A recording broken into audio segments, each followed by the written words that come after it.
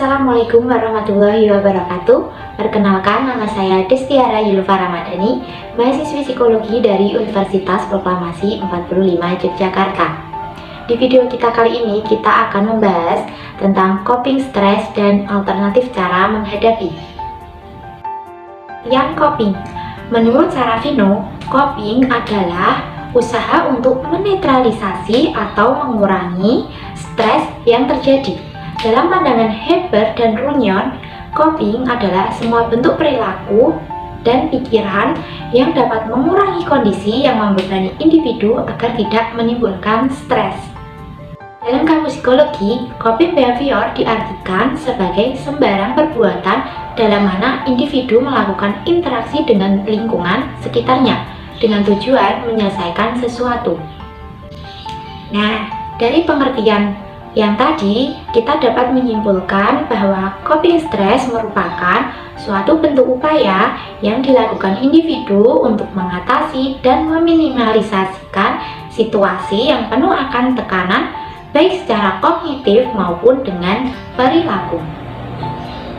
Dengan melakukan coping, seorang tidak hanya menyelesaikan persoalan atau meredakan ketegangan saja, namun juga ia perlu memperhatikan bagaimana mengcoping suatu permasalahan dengan adaptif dan efektif.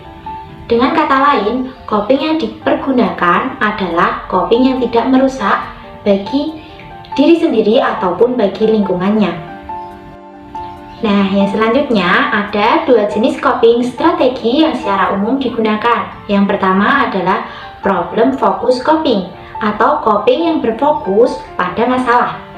Jenis coping yang pertama lebih berfokus pada masalah. Ketika berfokus pada masalah yang sedang terjadi, kita lebih menganalisis situasi dan bekerja lebih keras untuk mengatasi masalah tersebut.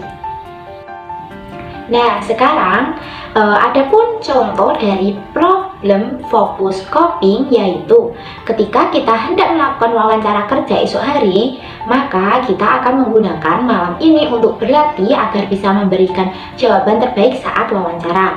Contoh lainnya yaitu apabila kita sedang berselisih pendapat atau paham dengan seseorang, maka kita akan berbicara dengan orang tersebut untuk menyelesaikan suatu permasalahan yang kita anggap itu adalah masalah.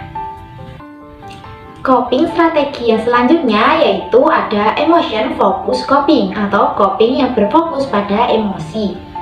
Nah, berbeda dengan problem focus coping, emotion focus coping ini dilakukan dengan menekan respon emosi terhadap situasi yang menyebabkan stres.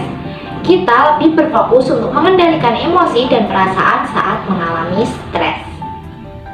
Nah, contoh dari emotion focus coping yaitu seperti dengan mengeluh atau melampiaskan kekesalan hati saat mengerjakan tugas agar merasa lega. Bisa juga dengan mencurahkan isi hati kepada orang lain yang tidak memiliki sangkut paut dengan masalah yang sedang kita alami atau seperti curhat kepada orang lain. Seperti itu.